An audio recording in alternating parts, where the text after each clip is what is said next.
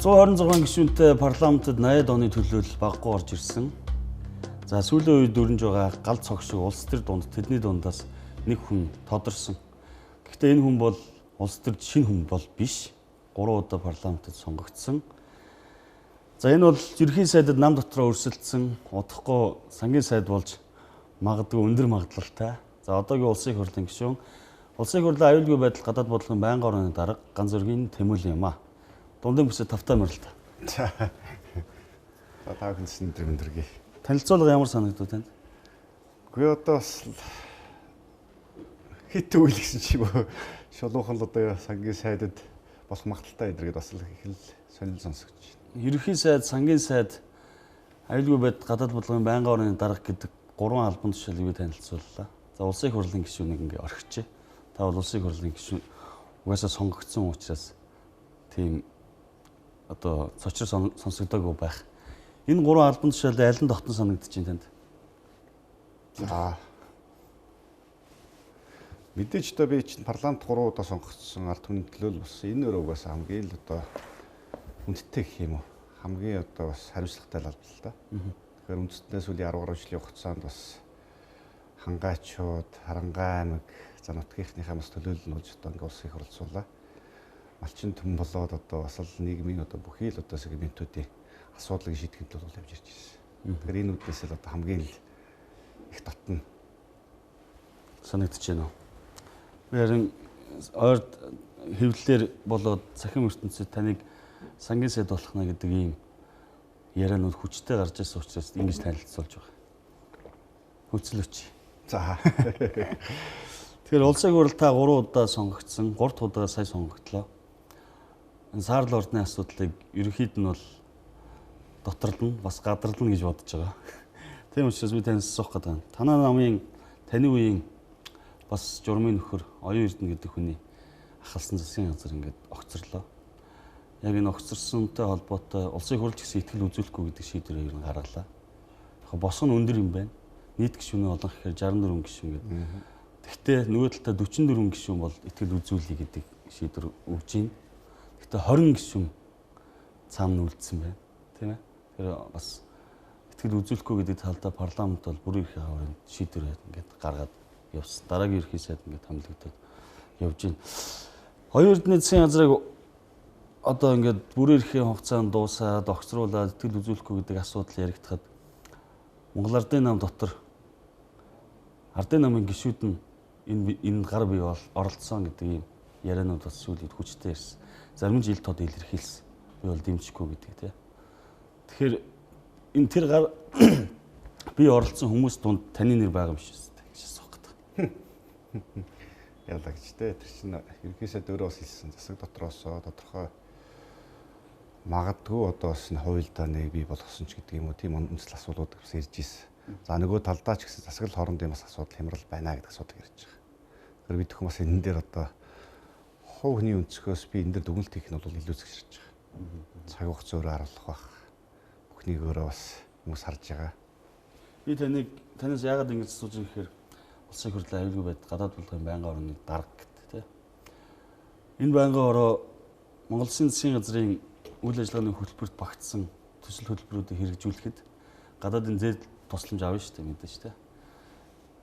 Дэмжих үү үгүй юу гэдэг эцсийн шийдвэр гаргадаг байнгын ороо учраас энэ засгийн газрын өөрийн хөтөлбөрт багтсан төслүүдийг одоо ингэ удаашруулах ч гэдэг юм. Би бол гацаах гэдэг үг хэлмээр байна.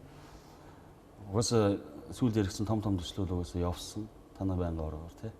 Танай байнгын ороо дэмжүүл ерхий сайд, салбарын сайдд нь зээлийн хэлцээрт гарын үсэг зураа гэдэг эрхийг өгдөг. Тэр удаашруулсан юм биш үстэй гэж зүгээр энэ замаар засгийн газарт тий. За ойлголоо. Тийм байдлаар асууж байгаа. Ойлголоо. Би ерхий ярианы өнцгийг нь ойлголоо бас. Асуудал нь яг зүгээр магадгүй намайг одоо юу гэдэг нэг талтаа ингээд тодорхой хэмжээнд саад очруулаач гэдэг юм уу тодорхой хэмжээний улс төрийн зорилгоор тэгсэн юм биш байгаа гэдэг асуудал бас хөндөж ярьж байгаа шиг байна. Тийм зүйл ерөөсөө байхгүй. Хууны хувьд ч гэсэн угаасаа нэг талдаа улс орны эрх шүүрэг нэгдүгürt байх ёстой. Миний одоо хариуцсан ажлын хувьд ч тэр энэ байнгын орон даргын хувьд ч тэр угаасаа засгийн газрын бүхий л талаар дэмжиж ажиллах ёстой. А гэхдээ тухайн тэр асуудлууд алдаанаа байх юм бол хэлж ярих тухайн асуудлыг одоо бас парламентын ардчлалын хүрээнд бол илүү чөлөөтэй нээлттэй ярилцаж хөрж тэр боломжийг бүрдүүлэх нь бол өөрөө хариуцсан одоо ажил үргийн өрөөнд бол хийх л ёстой ажил. Гэхдээ өнгөрсөн энэ бүтэн жилийн хугацаанд тэр дундаа өнгөрсөн засгийн газартай холбоотой бүхий л асуудлууд дээр бол манай парламент бүх эцсийн шийдвэрүүдийг бол гаргаж ирж байсан. Саяын таны хэлсэнчлэн одоо томоохон төсөл хөтөлбөрүүд тэр дундаа тэдгээртэй холбоотой зээлийн хилцээр засгийн газар хоорондын хилцээртэй холбоотой асуудлууд бол манай байнгын оргоор орж 100% бүгдөө бүрэн дэмжигдэж батлагдаж байсныг бол хэлэх байна. Ямар нэг байдлаар бид нар гацаасан хойшлуулсан төрийн ажил садаа болсон зүйл байхгүй байх ч ёсгүй энэ бол зарчмын асуудал. Та засгийн газар огцорсон асуудал дээр дүгнэлт хийх нь илүүс гэж түрүү хэллээ тий. Гэхдээ бид энэ асуух гэдэг нь та парламентд 3 удаа сонгогдсон учраас тодорхой бодол байгаа. Би дүгнэлтэж бодлож асуучий гэж бодож байна. Засгийн газрыг оюутны засгийн газар унах шалтгаан нь юу вэ? Та юу гэж харж байна? За би хувь талаасаа дүгнж үзэхэд яг нэг талдаа бас гэр бүлийн болоо тууны асуудлууд хөндөгдөж гарч ирсэн. За эргээд нөгөө талдаа энэ бол нийгэмд үүссэн байсан бухимдал өөрөө тэрүүгээр бас илэрч гарч ирлээ гэж харж байгаа. Нийгмийн гол үндсэн бухимдлын асуудал маань бол өөрөө энэ ил тод нээлттэй байдал. За дээрэс нь энэ төрийн оролцоо болоод төрийн үүрэг хариуцлагатай холбоотой төсөв санхүүгийн одоо хит үргэлгэн байдалтай холбоотой асуудлууд төр хөндөж гарч ирж байгаа. Тэгэхээр энэ асуудлууд өөрөө бас сүүлийн магадгүй 4-5 жилийн хугацаанд Монголын төрд үүссэн гол үндсэн бушралын асуудал болж байгаа. Бид нар яаж төрийг өөрөө ил тод болгох вэ? Яаж өөрөө ил нээлттэй болгох вэ? Олон нийтийн оролцоог хэрхэн нэмэгдүүлэх вэ? За тэр дундаа хамгийн их иргэд орцож явах ёстой, татвар төлөгчнөр орцож явах ёстой энэ төсвийн сахилга ба техник хариуцлагыг хэрхэн сайжруулах вэ гэдэг асуудал байна. Тэгэхээр бид нар энэ дээр бол тодорхой хэмжээнд одоо бас алдаа оноо гаргаж явж ирж байжээ. Энэ дээр бол засгийн газарч тэр их хурлч тэр хаана бас хариуцлага гаргаж байсан юм байна л гэж би бол дүгнж хараад байгаа. Тэгэхээр одоо бол цаашдаа бид нар илүү одоо энэ төрлийн оролцоог хэрхэн хөнгөх юм бэ? Чөлөө зах зээлийг хэрхэн дэмжих юм бэ? Төсөв санхүүгийнхаа ил тод нээлттэй байдал хариуцлагын асуудлуудыг хэрхэн тэлхийн, дэмжихийн тий? Эргээд одоо энэ тодорхой төрлийн зардлуудыг бууруулах асуудлуудаар зоригтой шийдэмгий шийдлүүд хийхгүй бол асуудал шийдэгдэхгүй байна л гэсэн үг. Хоёулаа төсөв санхүүтэй холбоотой асуудал ярих их том сэдв байгаа. Хоёулаа ярина удахгүй. Гэхдээ хоёулаа нэг улс төрийн асуудал ихлээр дуусгачих гэж бодчих. Баг урлуу ормоор байна. Тэг. Та өдөртөх зүйлдээ байд юм уу? Би өдөртөх зүйлд байхгүй. 17 хүртэл бол Монгол Ардын намын өдөртөх зүйлд байсан. Тэр үед бол залуучдын байгууллагын ерөнхийлөгчөөр байсан. Намын дэрдэх залуучдын байгууллага удирдах байсан. Тэрнээс хойш бол ингээд 17 оноос хойш өдөртөх зүйлд байхгүй. Баг хурлын гишүүн гэдэг. Тий, баг хурлын гишүүн. Монгол Ардын нам дотор сая баг хурал дээр сюрприз болж гарч ирсэн л дээ та. Бид нар сурвалжлах гад сэтгүүлчид Ардын намын цагаан байрны гадаа зогсож байхад Тэмүүлэн гэдэг хүн заалнаас дэвштэй гэдэг асуудлыг та бол өөрийнхөө нэрийг өөрөө дэвшүүлсэн юм тийм ээ. Тэгээд 70-80 оны ихний тулаан боллоо л доо. Зандаж тэр дараа бол 70 он юм бил. Намтрыг харж байхад. Танай нам бодлогоор улс өдөртөх зөвлөлөөсөө Зандаж тэр гэдэг хүнийг нэр дэвшүүлээд баг хурлаараа оруулж ингээд дэмжүүлсэн. Та бол заалнаас нэр дэвшсэн. Намын бодлогоо сүрсэн гэдэг ойлголт бас яригдаад байна. Юу гэж бодож байна? Сүрсэн үг. Тэгээ өдөртөх зөвлөлөөр шийдвэр гаргасан. Бодлогоор одоо бас Монгол Улсын ерөнхий сайд хойд одоо бас ерөнхийлөгчийн хамгаалсан сарын дараа Зандаж тэргойг одоо нэр дэвшүүлсэн. За нэг би энд нэг зүйлийг бас онцолж хэлэхэд бол Монгол Ардын нам дотор ямар нэг байдлаар энэ үеийн ялгаа гэдэг зүйл байх ёсгүй. Үзэл санааны болоод бодлогын өрсөлдөөн гэдэг зүйл байх ёстой л гэдэг би зүйлийг бол бас хувийнхаа үднээс одоо бодож энэ үед нэрээ дэвшүүлсэн. За тухайн үед манай баг хурлын гишүүд маань намын хамт олон залуучууд маань ч гэсэн намайг бас нэрээ дэвшүүлээч, бид нар дэвшүүлье гэдэг саналыг бол бас хийж ярьж байсан. За хувийнхаа үднээс бол би өөрөөрөө дэвшүүлээ. Та бүхний саналыг хүндэтгэж авч үзэж байна. Гэхдээ одоо юу гэдгийг нэг талдаа улс төрийн нам хүчин гэдэг бол өөрөө энэ улс орныг авч явж байгаа. Гол одоо институт. Тэгэхээр энэ өөрөө үзэл санааны манлайлагчийн байгууллага өөрөө ил тод нээлттэй, дээрээс нь ёс зүйтэй, зарчимтай одоо тийм эрүүл улс төрийг бол хийдэг байх ёстой л гэж би хувийнхаа үднээс үзсэн. Тэр үднээсээ бол би өөрөөрөө дэвшүүлэх нь бол зарчмын зөв юм аа гэж бодоод нөхдийнхөө саналыг бол хүлээж аваад гэхдээ татгалзаад би өөрийгөө бол дэвшүүлнэ гэдэг байдлаар ингээд дэвшүүлээд ингээд явсан баг.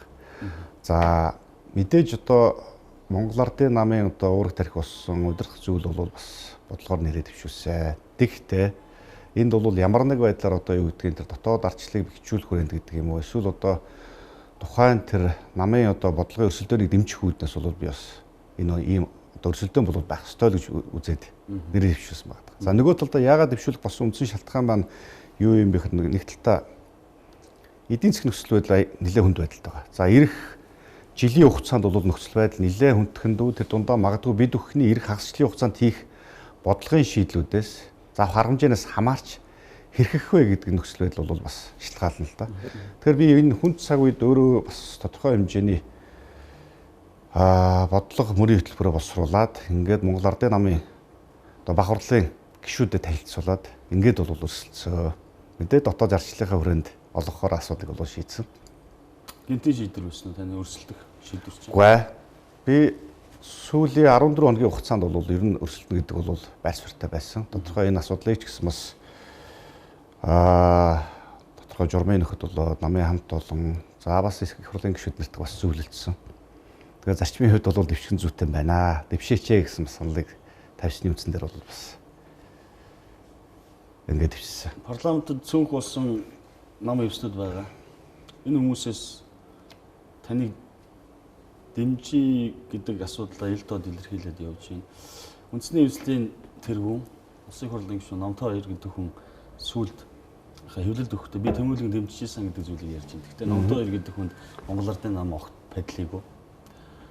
Тэр хүнтэй уулзаад тэр хүний дэмжлэг яваад яг нэг үеийн залуучууд лобби хийгээд таны дэвшүүллээ гэдэг яриа гараад байна л да. Та энэ дээр ямар хариулт өгөх вэ? За тэр нэг хувинч одоо хөндөж ярих нь цаашаа. Гэхдээ тэр бол үндсэндээ тухайн үед би сүүлд нь бол би өөрөө сошиал болоод нөгөө Twitter болоод Facebook-д бол идэвхтэй байдаггүйгээс утсан дээрээсээ сүүлийн үед л идэвхтэй болсон юм. Утсан дээрээсээ Twitter, Facebook-г устгаад одоо 11 жил болж байна. 2014 онд устгасан. Тэгэхээр таны пэйж байдаг шүү дээ. Пэйж бол байгаа.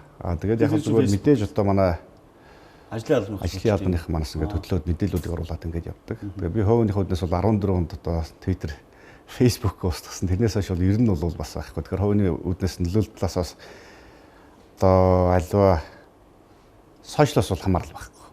Нөгөө талдаа бас мэдээлэлс жоох хоцрохгүй байдаг. Тэгээд баг хурлын дараа ч гэсэн бас хэд хэдэн хүмүүсүүдээс өөрсдөөс нь бол бас сонсон чамаа дэмжиж одоо бас ингэж бид нар тухайн үед залуучуудаа бас өөрийн чинь бодлогыг дэмжиж ингээд байр суурь илэрхийлж байсан гэсэн энэ бол бас одоо манай Номтой 2 манаас байсан. За дээрэс нь хүн намын ган зэрэг бас надад бас яг тухайн үед одоо залууныхаа үед дэмжиж бодлогыг нь бас дэмжиж ингээд байр суурь илэрхийлж байсан гэсэн сошиалор ч гэсэн нэлээд одоо бас тийм давлгаа төрлөг явсан юм шиг байл. Би бас сайн олж харж мэдж чадаагүй. Харин би тантай нэвтрүүлэгтээ урах гээд биш таныг иймэрхүү олон нийтийн сүлжээнд ийм бичигдээд ах юм гэдгсэн та гайхаадсан. Тэгээд би таныг яг Facebook-ээс ордог юм бол тухайд бодож ирсэн. Олон нийт мэдэхгүй байж магадгүй Тэмүүлэн гişүнэ. Хэвлийнхэн бол танаа намайг гадарлнаа.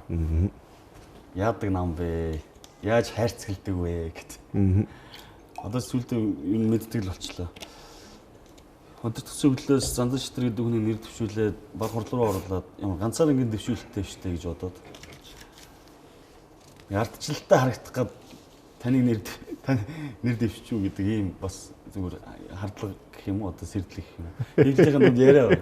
За та баг хурл дээр нэр дэвшгэд ялна гэсэн итгэл байсан танд. Мэдээж итгэлтэй. Одоо хүн чинь одоо өвдөг шороод гэж яалаа гэж одоо бүх үлдэх тий. Тэгэхээр мэдээж би бол ямар нэг байдлаар одоо юу гэдгийг энэ улс төрийг илүү их хил тод нээлттэй эрүүл байгаасаа л гэж үздэг. Яагаад гэхээр үндсэндээ улс төрийн хүч нь нам өөрөө гол үзэл санааны манлайлагч нэгдэг. Тэгээд үзэл санаа буюу одоо юу гэдгийг нэг талдаа энэ нийгмийг авч явж байгаа энэ хүчин өөрөө их эрүүл ёс зүйтэй улс төрийг хийдэг байх нь өөрөө зарчмын хувьд асуудал байх шүү дээ. Би тэгээд тэр тухайн үед бол хин нэг нөр одоо манай баг хурч бол бас 400 гаруй гишүүтэй шүү дээ. 440 байсан баг. Тэгээд эдгээр гишүүдээс бол хэн нэг нөрөө нь ярьж дэмжээрэй бариараа гэж нэг нөрөө нь устдаж ярьж хөөрөөгүй. Тухайн үед хэвлэлийнхэн л намайг бол дэвших болов гэсэн бас байр суурьтай байсан. Би тухайн үед бодсон нь бол мэдээж энэ бодлогын өрсөлдөөн байх хэрэгтэй. Тухайн өөрөө өөрсдийнх мөрийн хөтөлбөр бодлого байр суурь бол бас танилцуулаад ингээд илүү бас хил тод нээлттэй өрсөлдөөн болох хаа гэж бол бас бодсон. Тэгэхээр тэр чинь үүднээсээ би яг л орж ирээд нөгөө эдийн засгийн хэрэгчлөөний одоо бодлогыг та бүхэндээ танилцуулж байна гэдэг одоо бас ингээд тухайн яриагаа бол бас хийж ийсэн. Өөрийнхөө мөрөглөөр бас танилцуулсан. За энэ хүрээнд бол явсан. За мэдээж бидэрт бас алдаа оноотой зүйлүүд бол бас байна. Мэдээж одоо би хувийнхаа үднэс гэсэн бодож байгаа юм. Зөвхөн Монгол Ардын намч биш, ерөн зөвхөн улс төрийн нам хүчнүүд яаж илүү ил тод нээлттэй болох вэ? Хяналттай болох вэ? Хариуцлагатай болох вэ гэдэг асуудлууд бас нэлээд анхаармаар зүйлүүд бас байна гэж харж байгаа. За магадгүй одоо юу гэдгийг Монгол Улсын ерөнхий сайд гэдэг энэ албан тушаал гэдэг юм уу? Эсвэл цаашлаад бүр Монгол Ардын намын дарга гэдэг бол үндсэндээ улс төрийн хариуцлагатай албан тушаал. Тэ? Энэ дээр биднийх одоо том босго шалгуураар явдаг. Тодорхой одоо юу гэдэг намынхаа хамт олон болоод олон нийтэд хурж очиж ажилладаг, мөрийн хэлбэрөө танилцуулдаг, ил тод нээлттэй хилцүүлэг хийдэг. Ийм процедурыг бас нэлээд механизмыг бол хиймээр юм байна гэж бас өөрийнхөө үднэс боддог. За ардс намынхан ч гэсэн бас хууч нөгөө нэг намын дараагаа гаргаж ирэх эсвэл намын одоо ерөнхийлөгч нэр дэвшигчээ тодруулах марафон өөрөө бас илүү ил тод нээлттэй ардсан зарчмаар би бас явж ирэх тухайд дүгнж харж ирсэн. За магадгүй харин анхан шатан дээр санал хураахгүйгээр тухайн тэр одоо гэдэг намын хамт олонныхоо за дээрээс нь ард иргэдийн санал бодлыг нь сонсоод бүтэн сар 2 сарын хугацаанд те ингээд Монгол Улсаа тойроод өнцөг булан бүр дээр хурч очиж ажиллаж илүү одоо тэр хариуцлагатай албан тушаал томилогдох хүн маань бас хөрсөн дээр газар дээрээ бууж асуудлуудыг бол таньж мэдэх нь бол чухал юм байна гэж бол би бас тухайд харж ирсэн. За энэ механизмыг ч гэсэн бид нар бас цаашдаа ер нь манай намын хувьд ч тэр бусад улс төрийн хүчний хувьд ч тэр хуулийн хүрээнд дотоод журмынхны хүрээнд бол бас зохицуулмаар юм байна даа гэж бол бас бодоод байгаа. Тэрнээс одоо юу гэдэг нэг талдаа зөвхөн нэг өдрийн тий нэг 5 6 цагийн хурлын хүрээнд асуудал шийдэгдэх нь бол бас илүү их өнгөрц байна гэж харж байгаа. Улс төрийн намын тухай хуулийг хэрэгжилтийг нь хойшлуулсан шийдвэрийг бол гаргацсан байгаа шүү дээ. Тэгэхээр парламентод байгаа намууд яг нь улс төрийн намын тухай хуулийн зовж хийсэн шинжилгээ хойшлуулад яваад тэрийг хуулийг хэрэгжүүлэхийг хүсэл тэмүүлэл алгал да. За тэгээд хэрэгжих байлгүй дээ. Тийм ээ тий. Таамаг гаргалгаа ер нь сэтгүүлчд болоод хэвлэл мэдээллийн байгууллагад ажиллаж байгаа таамчид биччихсэн л та. Таныг яг нэрээ төвшүүлсний дараа. Та чи гаражаараа гарчтай юм ба штэ. Тэ? Ардын намынхаа байрны. Шууд гарч ирээд бас байр суурийг илэрхийлчихгүй яадаа гэж тухайд зөв бодож ирсэн. Хэвлэлээр бичиж байгаа энэ туршлагатай таамчдын дэвшүүлж байгаа таамагуд гарч ирээд Тэмүүлэн гэдэг хүн баг хурал дээр ерөнхий сайдын албан тушаалд нэр дэвшүүлснээрээ өрсөлдснөөрөө засгийн газрын гишүүний тасбараа албан ёсоор авлаа гэдэг зүйлийг хэлж ирсэн. Та энэ дээр ямар хариулт хэлэх вэ? Хэвлэлийнх надаас сая өнгөрсөн 4 өдөр илүү да чуулган руу орж байхад бас ингээд ярьцлага авсан. Тэгээд тухайд одоо нэг нэр дэвшсэнтэй холбоотой за дээрээс нь та энэ засгийн газарт орж ажиллах юм уу сайд болох юм уу гэдэг асуудал гэж. Тэгэхээр би тухайд байр суурь тодорхой илэрхийлсэн.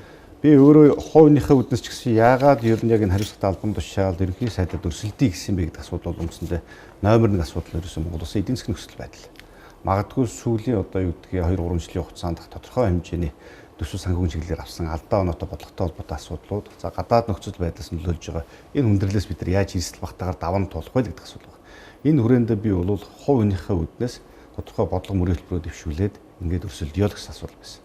За би тэгээд сэтгүүлчдэд бас байр суурьас та сайд болох юм гэдэг асуудал байсан. Надад хүний амбиц сонирхол ерөөсөө байхгүй. Хэрэг хүн цаг үед магадгүй зөвхөн эдийн засаг төсөв санхүүгийн чиглэлээр одоо бол дэмжиж ажиллаж болох юм аа гэдэг би байр суурь хэлсэн байна. Тэгэхээр надад бол хуулийн сонирхол ямар нэг байдлаар засгийн газарт орох сайд болох амбиц сонирхол байхгүй гэж хэлдэг. Би танаас яг асуух гэжсэн. Улс төрд бол мөнхийн найз гэж байхгүй, мөнхийн эрх ашигл гэж байдаг. Тэр нь бүх практикаар батлагддаг. Тэгээ танд амбиц байна уу гэдэг асуултыг асуух гэжсэн. Та амбиц байхгүй гэдэг зүйлийг хэлж байна. Тэгэхээр асуулт тэгж асуухаа болий. Тийм ээ, би ч одоо хуучинч баг мэддэг байх та өмнө ч баг надад яг албан ёсоор бас нэг удаа албан тушаалч доос ер нь хэдэд удаа сайд болох саналуудыг бас тавьж ил байсан. Тэгээ сүүлд 2023 онд баха оюурдны сайд гэсэн ерөнхий сайд багтаа бас надад өмнөх засгийн газартаа бас ажиллах саналыг тавьж исэн. Тухайд би татгалзаад тухайд 90,000 орн дарга байсан. Суур шинжилэл реформ асуудлуудыг бас илүү эдийн засгийг эрүүжүүлэхүүднээс бол би эндээ байгаад илүү олон нийтийн оролцоотой хариуцлагатай төрийг бий болгоход бол илүү үр дүнтэй байх баха. Таны саналаас татгалзаж байна. Баярлалаа гэж тусалж ирсэн. аль салбар дээр санал тавьсан тэнд? Тухайд надад санал тавьж ирсэн бомб тесэ дээр. Тий. Занданчтар дараа тэгвэл асуултаа жоохон өөрөөр асууч. За. Занданчтар дараа үндсэн хуулиар олгогдсон бүрэн эрхийнхээ хүрээнд танхимаа бүрдүүлнэ. Их хурлаар орж танилцуулаад л болоо. Танд санал тавьбал татгалзах уу үгүй юу? Би харин танд саналаа хэлсэн.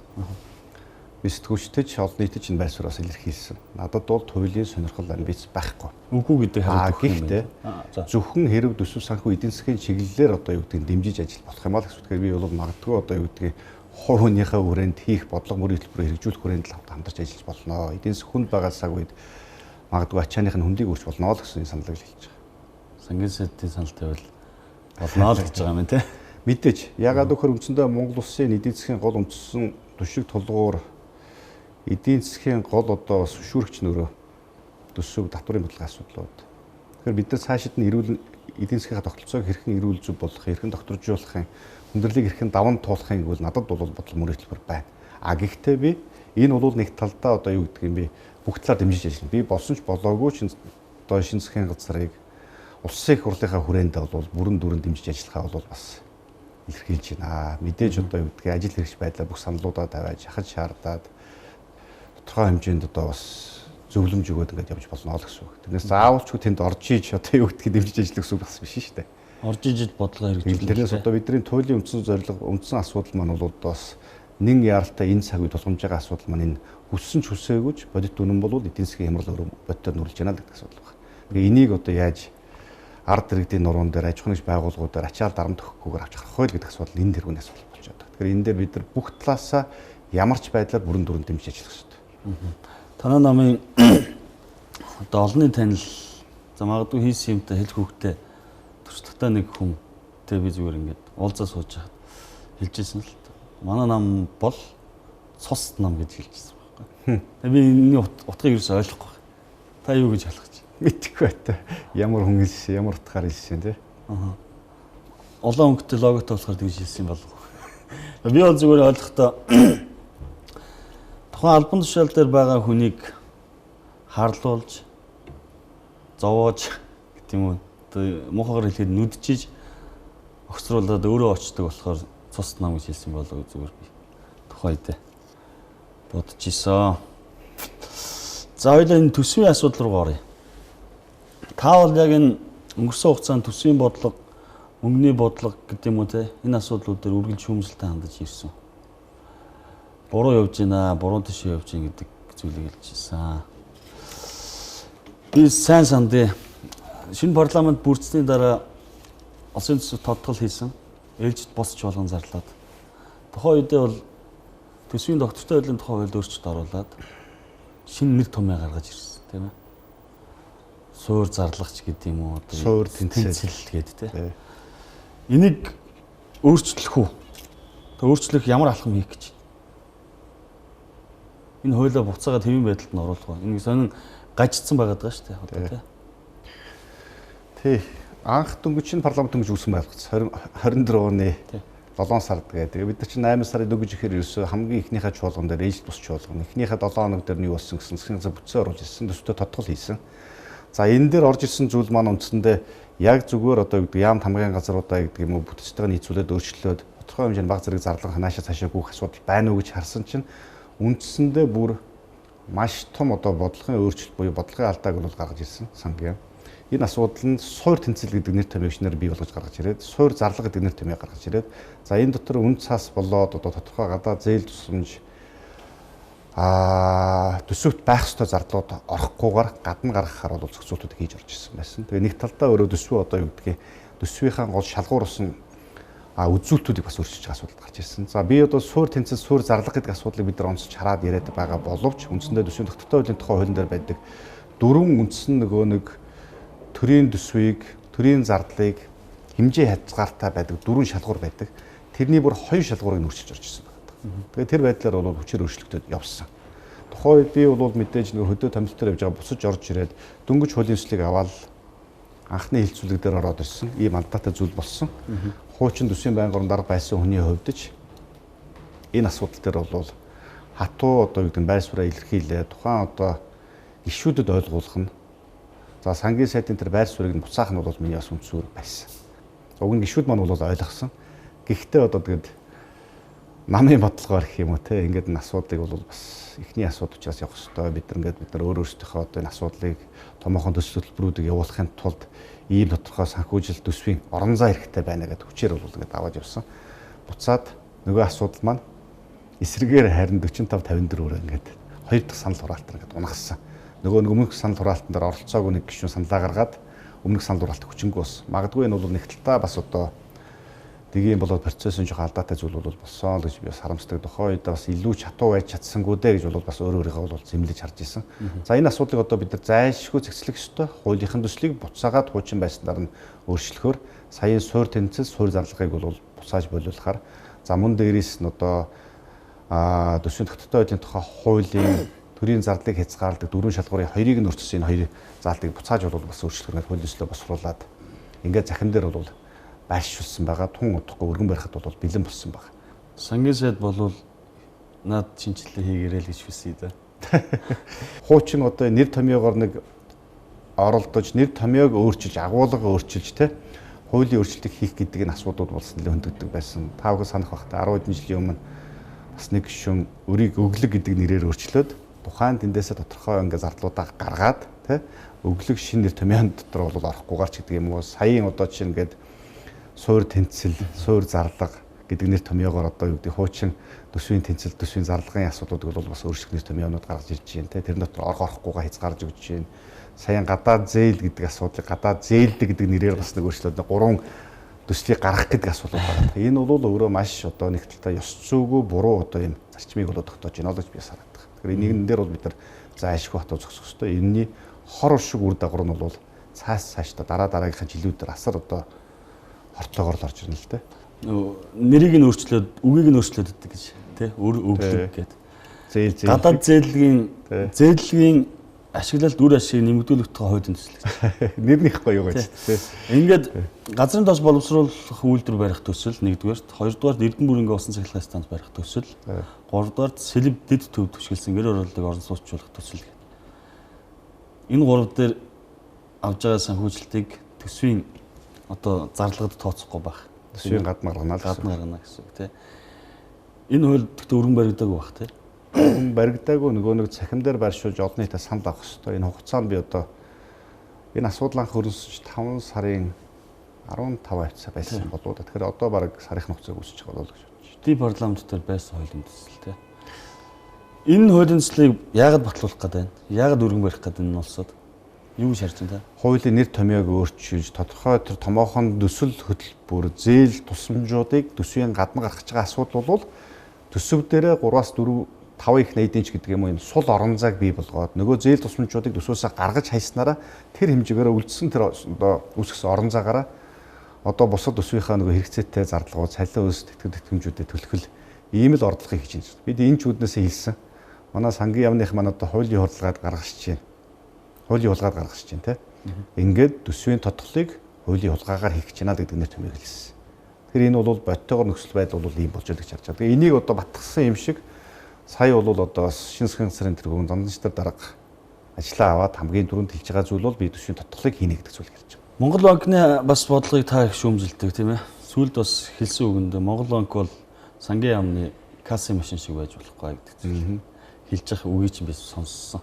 Монгол банк ер нь өнгөрсөн хугацаанд хүнжлэгийн хэрээр хүлээж иж ажиллаж чадав. За үндсэндээ Монгол банк бол бие даасан хараад бусаа байдлаа хангаж макро эдийн засгийн зохистой бодлогыг явуулах хэрэгтэй. Макро эдийн засгийн доктортой байдлыг хангах хэрэгтэй. Тэгээ үндсэн гол одоо юу гэдэг юм бас анхаарч явах хэрэгтэй асуудал бол ханшийн сулралын асуудлууд. За дээрэс нь бас тодорхой хэмжээнд энэ инфляцийн нөлөөллийг бол бууруулах хэрэгтэй байна. Гэтэл энэ одоо хэмжээнд бол би магадгүй одоо юу гэдэг нь 5 хүн бүгдөө л харж байгаа. Магадгүй сүүлийн 4-5 жилийн хугацаанд ханш хэр хэмжээгээр өссөн байна. Инфляцийн өвчин одоо ямар түвшинтэй байгаад байна гэдэг дээр бол бид бас дүгнэх ёстой. За дээрээс нь засгийн газраас хараат бусаар байх ёстой. Би тухайн үед асуудлыг хөндөж гаргаж ир тавьснаас хойш дараагийнхан 7 хоногийн засгийн газрын хуралдаан дээрээс бол Монгол банкны ерөнхийлөгчийг хүчээр дуудаж суулгадаг асуудал бол бас болсон гэж бол сонссон. Тэгээ Монгол банкныхан ч гэсэн бас тухайн үед хэлж ирсэн. За бид нар ч гэсэн бас нэг тодорхой хэмжээний чөтгөр тушаалаас саллаа да гэж хэлж ирсэн нь бол бас бодит тэнцээ нөлөөлөл байсных. Энэ бол Монгол банкны одоо энэ удирдлагууд хараат бус байх тэр үүргээ бол бүрэн дүрэн хэрэгжүүлж ажиллах хэрэгтэй. Хуулиараа бид нар энэ асуудыг нь хуульчилж өгсөн. Хариуцсан ажилдаа хариуцлагатай байх хэрэгтэй. За би сая нэг талдаа макро зохистой бодлогын асуудлыг ярьсны хувьд үндсэндээ бид бүхний хувьд одоо энэ Монгол банкнаас мөнгөнийхөө бодлогыг хумих зайлшгүй шаардлага байна гэж харж байгаа. Одоо үндсэндээ сая 4 сарын би зүгээр сүүлийн мэдээлэл авч байгаа. 5 сард хэрэгсний одоо мэдээг байгаа. 4 сард гээд аваад үзэхэд зах зээлийнх нь эрэлт хэрэгцээ өөрөө 700 сая долларыг бол нийлүүлээч гэсэн хүсэлтийг зах зээлээс хүсэж байгаа аж ахуйн нэгж байгууллагууд иргэд ингээд Монгол банкнаас 4 сард 700 орчим сая ам долларыг нийлүүлсэн. Гэтэл ханш буураагүй эсрэгээр дахиад өсөж байгаа. А дэлхийн нийтэд өнөөдөр одоо юу гэдгийг долларын ханш одоо бараг улс олон боргонд унжаахад манайд л ганцаараа өсөж байгаа байхгүй. Тэгэхээр энэ өөрөө бас том бодлогын гажуудал тэнд байна. Бид нар энэ дээр бол мөнгөний бодлого дээр алдаа оноо гаргажээ гэдгийг бол бодит илэрхийл бол байна гэж хараад байгаа. Өнөөдөр одоо бид нар хүссэн хэмжээгээр нь бараг тэр зах зээл доллар нийлүүлээд байхад Монгол банкнаас валютынхаа нөөцөөсөө гаргаад байхад өнөөдөр аж ахуйн нэгж байгууллагууд дээр яг өөрийнхөө хүссэн хэмжээгээр дуртай үедээ доллар хөдөлтөд авч чадж гин үгүй юу?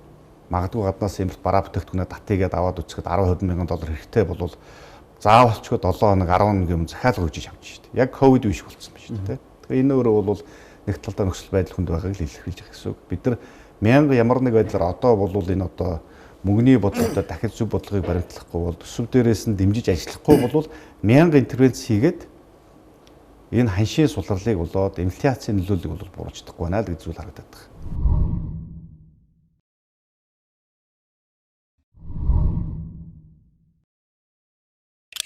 Инфляц манай телевизийн эдийн засгийн томч хэдэн тоо гаргаж өгсөн юм. Би таныг асуух гээд төгрөгийн ханш ам долларын эсрэг 750 орчим төгрөгөөр суларсан байна. Инфляц 8.3%. Засгийн газрын үр 34.6 их найт төгрөг. Улсын төсөв 2025 онд одоо 33 их найт болж дэлсэн. А гэвч энгийн иргэдийн халаас тэгж өсөөг. Тийм ээ. Тий. Одоо гудамжинд харахад бүгд л ядуу байна. Бүгдээр ядуу байна. Маш цөөхөн хүн баян байна. Энэ бодлогоо өөрчлөх, энэ бодлогоо эрс шинжилэл хийх энэ асуудал энэ засгийн газрын өмнө тулгарч байгаа шиг байна. Тэгнь. Гагцгүй яаж вэ гэдэг нь тодорхойгүй байхад. Та энэ дээр ямар гаргалгаад хэлмээр? Би баг хурал дээр ерөнхий сайдад нэр дэвшиж өрсөлдөхтөө эдийн засгийн эрхчлөөний бодлого гэж зүйлийг танилцуулсан.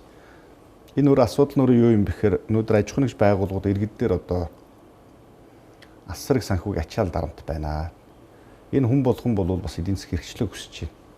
За нөгөө талдаа иргэд ч гэсэн тодорхой хэмжээний үжил санааны одоо бас эрхчлөө хүсэж байна. Улс төрийн нам хүчнүүд ч гэсэн өөрсдөө илүү өөрчлөгдөх цаг үе нийгэмдээ нийцэж улс төрийн одоо эрс шинжилгээ өөрчлөл реформыг за магадгүй одоо юу гэдэг нь зөв үжил санаанд суурилсан эдийн засаг болоод улс төрийн томоохон бодит реформыг бол хийх шаардлагатай байна гэж харсан.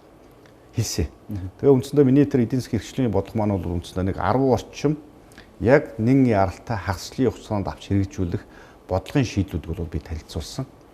За ингээд энэ дотроо болвол нэг асуудал нь яг таны сая хөндөж байгаа асуудлууд. Хэдий тэр эдийн засаг өсөд байна, дотоодын нийт бүтээгдэхүүн томроод байна те гэсэн ч энэ өөрөө хүртээмжтэй бос байна.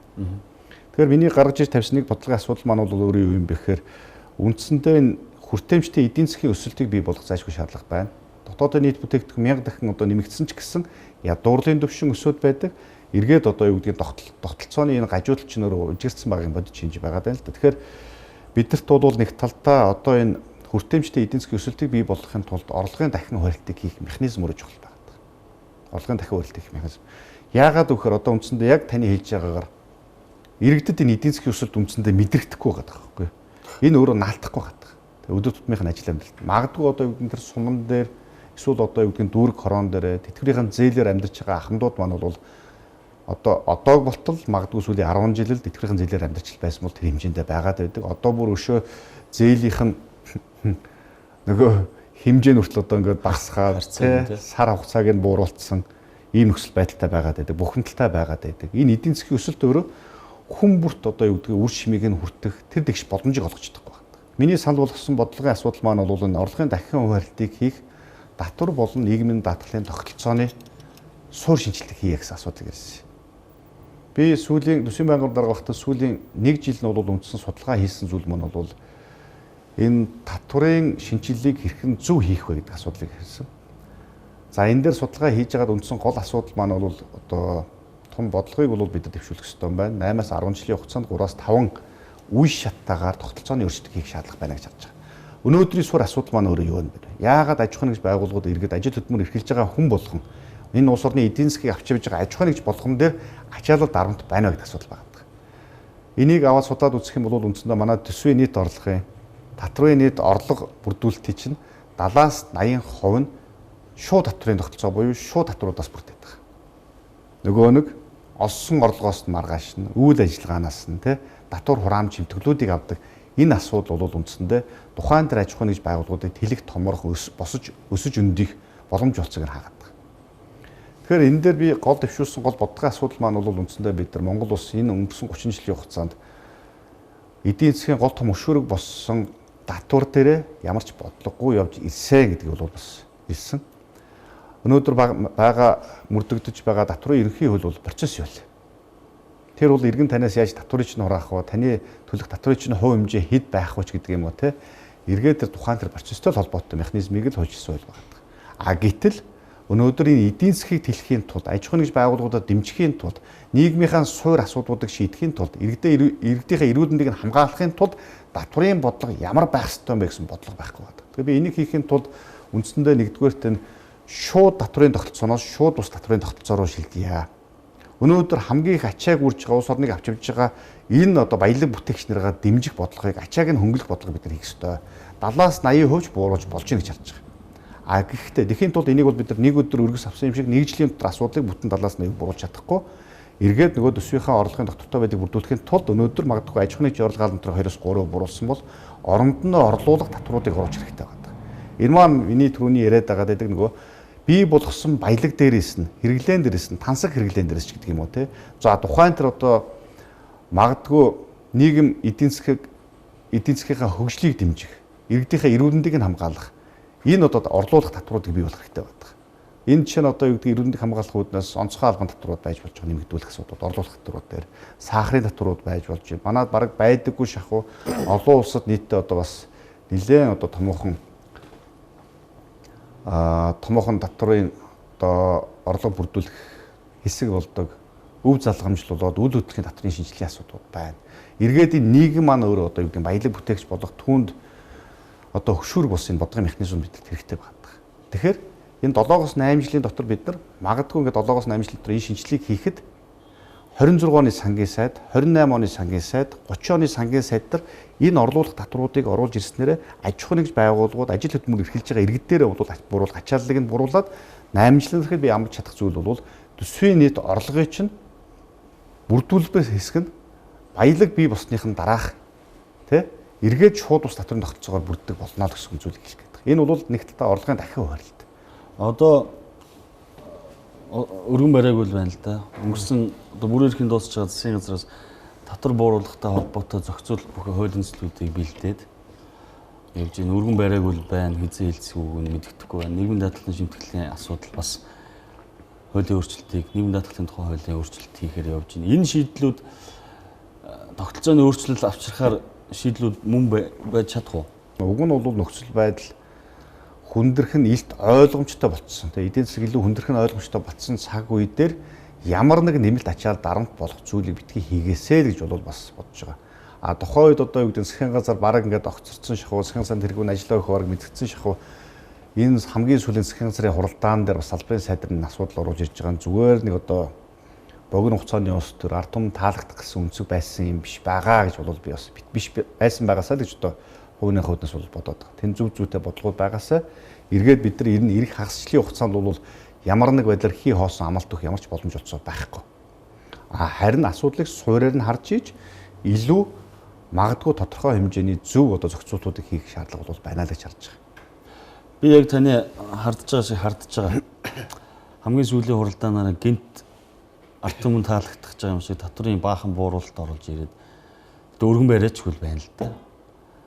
Дараагийн засгийн газар нь үргэлжлүүлэхгүйгээр хайчих үү дээ. Энэ хуулийн төслүүдээ. Өөрсдөө бодлого хэрэгжүүлнэ гэдэг хуулийн төслүүдний бүгдийг нь татаж аваад унгаач хүнтэй гэж юм жоохон имиж юм л да. Нэг тоо байгаа даа. Аж ахуйн нэгжүүд үйл ажиллагаанаас хамаарч ажилтнанд олгож байгаа цалингийнхаа 10.5-аас 12.5%-аар тооцож нийгэм даатгалын шийдвэр төлж байна. Харин ажилтны 9.5%-аар тооцдог. Өндөр, маш өндөр. 2 сая төгрөгийн цалин авж байгаа хүн бараг одоо 30-40%-аар нь татвараа төлөөд явждаг. Энийг өөрчлөмөр байна. Та бол одоо их хурлын гишүүн танд хуулийн төсөл өргөн барих бүр ирэх юм байна. Бодтойгоор л ярив. Яг энийг манай эдийн засаг дээр одоо яг энэ тогтолцоон дээр хэдэн хувиар бууруулах боломжтой. Энэ өөрөө төсөв өөрөө хэр хэмжээний ачаалал авах боломж олцоотой гэдэг асуудал байхгүй. Шууд одоо юу гэдэг бидний хувьд бол би түрүү ярьсан зүйл нөгөө миний түрүүний санаачлаад босруулаад байгаа асуудал маань бол юу юм бэхээр ерөөсөө би бол харж байгаа өнцгөл бол 50-70% ямар ч бай нийгмийн даатгал болоод татвартай холбоотой шууд татврын орлогын тогтолцоог бол би суурьаар өөрчлөх боломж байна л гэж хараад байгаа. А тэрийг өнөөдөр таны тэр орлогоос ч аваад байгаа тий үйл ажиллагаанаас ч аваад байгаа. Энэ татвар болоод нийгмийн татвар шиг шахав болсон нийгмийн даатгалыг бид нар ийм хэмжээгээр бууруулах боломж болцоо байна гэж хараад байгаа. А гэхдээ энийг нэг өдөр өргөс авсан юм шиг би нэг өдрийн дараа ч гэдэг юм уу нэг жилийн дотор нь асуудлыг бүрэн дүрэн шийдэж чадахгүй. Аажмаар алгуурхан ингээд түрүүний ярьж байгаа нөгөө нэг 27 онд, 29 онд, 30 онд те сангийн сайд ах хүмүүсүүд нь үйлчлэгээр ингээд ингээд магадгүй нэг 5-8 жилийн дараа гэхэд бол үндсэн энэ ачаалал 70-80% буурсан байх л энэ шилжилтийг аажмаар хийх бол зайлшгүй шаардлагатай байна. Хурдан хилцүүлмээр байна. Одоо энэ ингээд яриад л үү та хэд. Засгийн газарч яриад л байна. Татврын шинжилттэй холбоотой татврын багц хуулийн төслүүдийг өргөн барина гэж яриад л байна. Яг нэгийг ч өргөн бариагүй л бай. Энэ хооронд чинь аж ахуйн нэгжүүд чинь бүгдээрээ дампуураад дуусла. Гүнэ. Та хизээ хуулийн төсөл өргөн барих. Би одоо цахим дээр байршуулж нэг хоног үүсэх асуудал байна. Ди парламентаар байршуулна. Тэгэхээр нэг сарын хугацаа бол зайлшгүй доотлын шаардлагатай. За одоо бид нар энийг одоо бас яг үндсэндээ хөгжлийн гол түлхүүр болсон хувьчлаа дэмжих энэ бодлогыг л одоо бас татвар болоод нийгмийн даатгалын шинжилттэй холбоотойгоор бол хийх зайлшгүй шаардлагатай. Шинэ сангийн сайдын хэрэгжүүлэх бодлогыг ер нь сонсож авлаа. Үгүй тэгж бас хэлэх нь өөрөө буруу. Ягаад гэвэл үндсэндээ засгийн газраа бүрдүүлэх хэсэг нь бол хэрхэн бүрдүүлэх нь ерөнхий сайдын өөрийнх нь бүр ирэх асуудал. Та зөвхөн мессеж өгсөн шүү дээ. Би бол үндсэндээ төсөв санхүүтэй холбоотой асуудал татгалзах дэмжиж ажиллана гэдэг зүйлээ хэлсэн. Хувийнхаа хувьднаас бол нэг тийм амбиц сонирхол бол бас байхгүй. Энэ чинь өөрийнх нь бүр ирэх асуудал тэр хүрээнд өөрөө шийдээд явах ёстой л гэж байна. Ямар ч татврын болоод бодлого хэрэгжүүлсэн хүнд баян байх эрх чөлөөг нь өгөөрэй л гэж одоо хүсье да. Тэглгүй байх. Тэгээ одоо бид нар чинь тэгээд энэ илүү чөлөө зах зээл болоод те хувь хвшлээ дэмжсэн. За дээрэс нь одоо илүү бас эдийн засгийн либерал бодлогыг бас явуулж ижил одоо бас үр дүн төрнөхөөс бол нөхцөл байдал одоо бид нар магадгүй нэг талдаа төрийн оролцоог эрхэмснээр одоо төр ус хөгждөггүй гэдгийг харлаа шүү дээ. Төсөв төр нэмэгдэхин хэрээр инфляц угаасаа үргэлж нэмэгддэг. Ингээд эцсийн дүндээ бол хямрал, дампуурал угаасаа эцсийн үр дүн бол байдаг. Босод бүх улс орны явж исэн жишээ. Тэгэхээр бид нар бас альва юм чинь хэмжээ хязгаар байх ёстой гэж харж байгаа. Өнөөдөр бид бүхний хувьд энэ төрийн оролцоог хэтэрхийг шүтснийхээ хүрээнд хүчрхэг хувьчлыг бий болгох үр дүн бол өнөөдөр авч харж байгаа гэж харж байгаа. Энэ засгийн газраас хүлээж байгаа зүйл тэр л дээ. Их хурл сая ерөнхий сайдыг томлоход үед яг төр өөрөө бүсээ шаналх хэрэгтэй гэдэг асуудал ирсэн. Өнгөрсөн хугацаанд бол дундаж давхархай бол өстой хаана л нөхсөв байна тэрнгээр нь бүгдийн сорж ингээд дууссан. За энэ засгийн газар хийх үгүй юу гэдгийг мэдэхгүй байна. Яг бодлого хэрэгжүүлээд явах бол байлгүй. Түрүүн та хэлсэн ярианыхаа дунд төсвийн тодорхойлолттой холбоотой асуудал эх 7 хоногт хилцэх юм байна. За өмнөх засгийн газрын сангийн сайд жавхлан хэлсэн л дээ. 2.3 их нэгдээр ингээд тодтол хийх шаардлагатай гэж тийм. Энэ мөнгийг хаанаас нь яаж хасах гэдэг хийх шаардлагатай гэж би тэрийг бас сайн сонсоогүй. Би нэг талдаа бас хувь хүн бол ярих хэрэгтэй гоо. Гэхдээ би шинэ ерөнхий сайдыг 2.3-аас 2.5 их найдаар танна гэсэн саналыг хэллээ гэж би бас ойлгосон тийм. Тэгэхээр үндсэндээ нөгөө түрүүний бид ярьж байгаа 2025 оны төсөв баталж явах үед нөгөө 5 их найд гэдэг асуудлыг ярьж ирсэн хэлбэтэй. Үндсэндээ төсвүүдээр асар их уг зардлууд бас байгаа. Урсгал зардлууд дээр. Тэр дундаа би бас гаргаж ирж ярьж байсан шүү дээ. Бусдаар гүйцэтгүүлэх ажил үйлчлэгийн зардал маань нийт төсвийн маань зардлын 5% бүрдүүлэх хүчлээ гэж байна. Бусдаар гүйцэтгүүлэх гэдэг маань үндсэндээ яг ямар ажил хийх нь тодорхойгүй шихуйн зардлын асуудлууд байдаг. Тэр нь зөвхөн гэрээгээр гүйцэтгэдэг ч гэдэг юм уу те.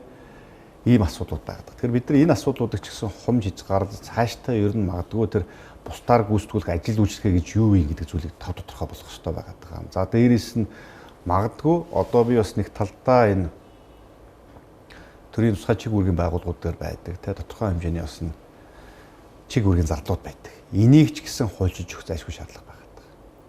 Энэ сул орон зайд бид нар хумих хэрэгтэй байгаа. Төрийн үүрэг шигүү зардлуудыг бууруулах хэрэгтэй байгаа. Төрийн энэ өмчөд компаниудаас гадна үндсэндээ төсвөө суудаыг санхүүжиж байгаа яам агентлагууд за дээрэс нь хороо зөвлөлийн асуудлууд байна. 2025 оны төсвийг бид баталж байгаа үедээ нэг 20 орчим зүйл заалт бүхий тогтоолыг баталсан. Одоо бид тогтоолын заалт хэрэгжилтийг бол шахаж шаардаж бол ажиллана. Шинэ засгийн газрын сайд нар орж ирэхэд бол энэ асуудлуудыг хөндөж гаргаж ирж ярина. Тэрэн дээр заасан зүйл бол бүх асуудлууд тусгай нэг үрс хийж өгсөн байгаа. Бүх хороод болоод зөвлөлүүдийг татан болох асуудлыг хэлсэн байна. Тэнд 30-40 орчим хороо зөвлөлийн асуудлууд байна. Зарим нэг хороодууд дээр 30-аас 50 хүнтэйч тийм хороо яам агентлагийн шахуу хэмжээний ийм томоохон бүтцтэй газрууд байна. Өнөөдөр магадгүй хаанаас санхүүжээд байгаа нөх өөрөө үл ойлгомжгүй асуудал болцсон. За зарим ч магадгүй гадаадын зээл тусламжаас те тодорхой одоо энэ олон улсын хөтөлбөрүүдэд санхүүжиж байгаа. Нөгөө талдаа ирээдүйд нөгөө төлөгдөх төсвөөс төлөгдөх зардал болоод тусгаар шууд өнөөдөртөө төсөв мөнгө нь яг бодит зардлаараа төсөвдөр суудаггүй юм зардлын асуудал байгаа. Тэгэхээр бид нар энийг татан буулгахаас эхлэх ёстой. Цомхон төрийг бий болгох ёстой асуудал байна. Өнөөдөр үндсэндээ одоо бид нар чинь бараг 20-30 орчим сайттай яам агентлаг газартай болсон байна шүү дээ. Тэгэхээр энийг илүү цомхон хүчирхэг яамдыг бий болгох магадгүй одоо илүү төрийг цомхон бөгөөд чадварлаг болгох зайлшгүй шаардлагатай байна. Өөрөө үндсэндээ бид нар төрийн албаны маань тухай хуулийн төр олон улсын нийтлэг жишгэнч төр цомхон бөгөөд чадварлаг буюу effective and efficient гэдэг нэрт бий болгож явдаг шүү дээ. Бид нар үндсэндээ энийг л хийж иж одоо үндсэндээ бодит шийдэл үр дүн гарна гэж бол харж байгаа. Өнөөдөр магадгүй эдийн засгийн хүндрэл бидэрт маш том сорилтыг авчирч байгаа боловч нөгөө талаа би энийг харж байгаа нь бол маш том боломж гэж харж байгаа. Бидний хардаггүй байсан те нөгөө нэг одоо юу гэдэг ойвргон зангаар нөгөө төсвийнхээ их тэлэлтийн үед уул уурхаан дагсан мөчлөгөө дагаад хөөрч баяжчихсэн тэр цаг мөчтүүд бол олж хардаггүй байсан зүйлүүд одоо олж харж байгаа. Хаанаасаа бид асахгүй гэдэг ч одоо хүмүүс харах хэрэгтэй болж шүү дээ. Урсгал зардал дээр асар их зардлууд байгаад байгаа. За дээрэс нь халамжтай холбоотой зардлуудаа яах вэ гэдэг бодсон шийдлийг бас хийх ёстой. Яг энэ цаг мөчтөр одоо олон улсын валютын сангийн одоо төлөөлөгч нар бас ажлын багийнхан 10 орчим хүнтэй багийнхан бас ирсэн Монгол улсад ажиллаж байгаа. Тэгээ өнгөрсөн 7 хоногт би бас уулзсан л да 5 дахь өдөр. Тэгээд одоо бол шийдвэр гаргах төвшөндөө энэ үүсэж байгаа хүндрэл нөхцөл байдлыг бас нийгэмд яг танаа бодлого гаргадаг, шийдвэр гаргадаг дарга нарт бас ойлгуулмаар байна. Та шатлаараа хийж яриач гэсэн асуулт ирсэн. Би чинь нүүргээс тодорхой хэмжээндээ гүйцэтгэж байгаа гэж харж байна. Ягаад гэвэл баг хурал дээр би энэ асуудлыг бүгдөө ингэж бодтоор нь үнээр нь бол ярьсан. Бид нар одоо хүссэн ч эсвэлсэн ч энэ эдийн засгийн хүндрэл бол хямрал бол үүсчлээ. Бид нар энэ дээр бол бэлэн байх ёстой. Сайн зүйлийг амлаж чадахгүй ч гэсэн бид нар энийг саарамгажуулж нөхцөл байдлыг одоо хүндрэл багтаах даван туулах боломж олцоо байна гэдээ би бодлогоо бол танилцуулсан байна. Тэгэхээр бол тэнд одоо бах хурлын гишүүд маань 400 орчим гишүүдтэй. Тэгээд ирэх барьж байгаа намын бах хурлын гишүүд 400 орчим хүмүүсүүд гэдэг нь бол бүгдөө салбар салбартаа бас ингээд нэлээд одоо удирд галбан шал асж байгаа хүмүүсүүд бүх хүмүүсүүдийг би сонсоосоо чарсан. За дээрэс нь олон улсын валютын санг би бас асуудал хүнсэнтэй холбогдуулаад нэг зүйлийг бас хэлхэн зүйтэй баха. Би бас бах хурал дээр хэлсэн. Энэ зүйл маань өөрөө юу юм бэ гэхээр бид нар энэ нүүрлж байгаа энэ хямралыг эрсдэл багтаагаар даван туулахын тулд бид нар яг одоо цаг хугацаа алдахгүйгээр олон улсын валютын санд өргөдгсөн санхүүжилтийн хөтөлбөрт хамгаалах хүсэлтэд гаргах зайлшгүй шаардлагатай байна. Монгол улс хүн цаг үед нөгөө нэг олон улсын валютын сангийн стендбай хөтөлбөр те. За мөн одоо 2016-7 онд бол өргөдгсөн санхүүжилтийн хөтөлбөрт хамгаалж ирсэн. За би бас урьдчилан сэргийлэх зээлийн шугам гэж бас олон улсын валютын сан дээр байдаг. Тэрэнд хамрагдах боломж олцоо байна уугүй гэдэг асуудыг сүүлийн сар гаруй хугацаанд судалсан. Тэгээд тэрэн дээр бид нар хамрагдах боломж олцоо байна уугүй гэдэг асуудыг хандсан. Энэ бол бас нэг талаа бас яг манай улс бол шаардлага хангахгүй. Одоо хангах боломжтой нь бол EFF буюу өмнө хамрагдаж байсан өргөдгсөн санхүүжилтийн extended fund facility гэх тэрэнд хамрагдаж болох боломж олцоо байгаа.